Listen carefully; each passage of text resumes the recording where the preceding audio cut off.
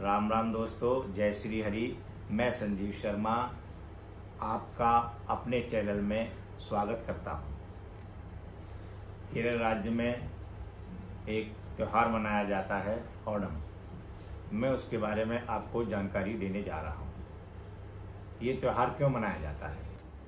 राक्षस कुल के राजा थे राजा बलि, जो प्रहलाद के पौत्र थे। राजा बलि के पिता को इंद्र ने मार दिया, जिससे कुपित होकर राजा बलि ने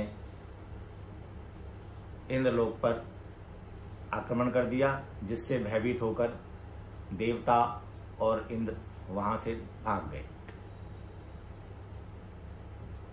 और इससे बलि का एक छत्र राज्य पृथ्वीलोक और स्वर्गलोक पर हो गया। इससे भयभीत होकर इंद्र अपनी माता अदिति के पास पहुंचे। अदिति से निवेदन किया कि मेरा राज वगैरह सब राजा बलि ने छीन लिया है।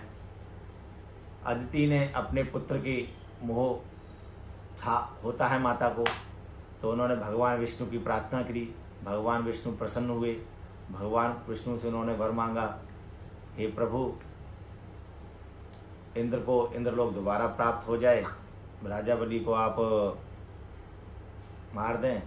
तो भगवान ने आश्वासन दिया कि ऐसा है, मेरा भक्त प्रहलाद का पुत्र है बलि, इसलिए मैं मारने के लिए तो नहीं मैं बोल सकता, मगर मैं एक कार्य कर सकता हूँ कि उसे जो उचित दंड होगा मैं दूंगा।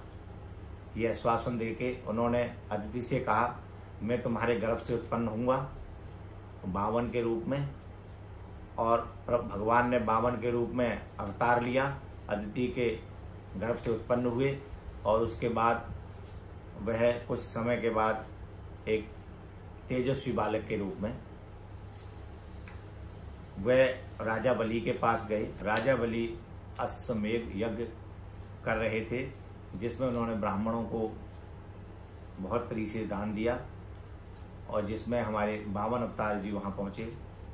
52 प्रभु राजा बलि के दरबार में पहुंचे। वहां इतने तेजस्वी बालक को देखकर राजा सोचने लगा, इतना सुंदर बालक मुझसे क्या इच्छा लेके आया है। तो भगवान ने कहा, राजन, मुझे 3 पग जमीन चाहिए। तो ठीक है, 3 पग जमीन, आप धन दौलत ले लो, माया ले लो और कुछ ले लो, 3 पग जमीन का क्या करेंगे आप? तो भगवान ने कहा, नहीं, मुझे 3 पग जमीन ही चाहिए। तो ठीक है, हम 3 पग जमीन देते हैं आपको। भगवान बोले कि भाई, मैं इस बात से संतुष्ट नहीं हूं कि आप अपनी बात से मुकर नहीं जाएंगे, आप पहले संकल्प लीजिए। तो राजा बलि ने कहा कि आपको मेरी बात पर विश्वास नहीं है? तो उन्होंने कहा, नहीं, आप पहले संकल्प लीजिए। ये जो सारा वृतांत था, जो राक्षसों के गुरु में शुक्राचार्य सब देख रहे थे। शुक्राचार्य ने उन्हें इशारा करके समझाने का प्रयत्न किया, मगर राजा बलि नहीं माने। जब वो आचमन लेने के लिए उन्होंने उस पात्र को जिससे आचमन लिया जाता है, तो वो उसकी नली में शुक्राचार्य जी बैठ गए, जिससे आचमन लेने पर भी पानी बाहर नहीं आ रहा था। प्रभु ने कहा, ऐसा है, इसकी नली में कुछ रुक गया है। तो उन्होंने कहा, इसमें मैं अभी इसे साफ कर देता हूँ। उन्होंने कुछ लेके और वो तिल्ली उन्होंने उसमें डाली, तो शुक्राचार्य की एक आंख खत्म हो गई। सब शुक्राचार्य एकदम वहां से घबरा कर निकल गए। उन्होंने, राजा ने जैसे ही आचमन किया, आचमन करते ही फौरन विशाल रूप में प्रकट हो गए 52 प्रभु, और एक पग में पूरी पृथ्वी और दूसरे पग में आकाश दोनों नाप दिए। अब वो बलि से बोले, भाई 2 पग मैंने पूरा नाप दिया, अब तीसरा पग मैं कहाँ धरूं? बलि ने हाथ जोड़कर प्रभु से प्रार्थना करी, प्रभु, आप अपना तीसरा पग मेरे सर पर रख दीजिए। भगवान ने अपना तीसरा पग बलि के सर पर रखा, जिससे बलि का मोक्ष की प्राप्ति हुई और बलि को पैर मारा, जिससे वो पाताल लोक में चला गया। ये त्यौहार केरल में आज भी बड़े धूमधाम से मनाया जाता है। ऐसी मान्यता है कि इन दिनों में राजा बलि हर वर्ष अपनी प्रजा से मिलने आते हैं। उसी उपलक्ष्य में इस त्यौहार को धूमधाम से मनाया जाता है और ये एक बड़ी खुशहाली का प्रतीक है। एक ऐसे राजा के राज्य में इतनी बड़ी खुशहाली थी जहाँ से कोई भिक्षुक वापस नहीं जाता था, जहाँ पर प्रजा का हर व्यक्ति खुश था, खुशहाल था। इसीलिए केरल में ये त्यौहार बड़ी धूमधाम से मनाया जाता है।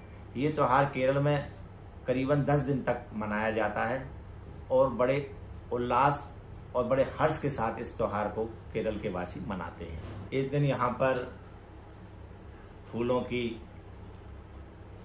रंगोली बनाई जाती है, उन्हें विशेष प्रकार से घरों के आगे सजाया जाता है। यहाँ पर विभिन्न प्रकार के स्वादिष्ट व्यंजन बनाए जाते हैं और यहाँ पर अलग अलग मुद्राओं में नृत्य वगैरह का आयोजन किया जाता है, जिसमें एक विशेष प्रकार का नृत्य है जो टाइगर की, चीते की वेशभूषा में किया जाता है। इस दिन यहाँ पर नौका दौड़ का भी आयोजन किया जाता है। बहुत ही भव्य रूप से इस त्यौहार को यहाँ के लोग मनाते हैं।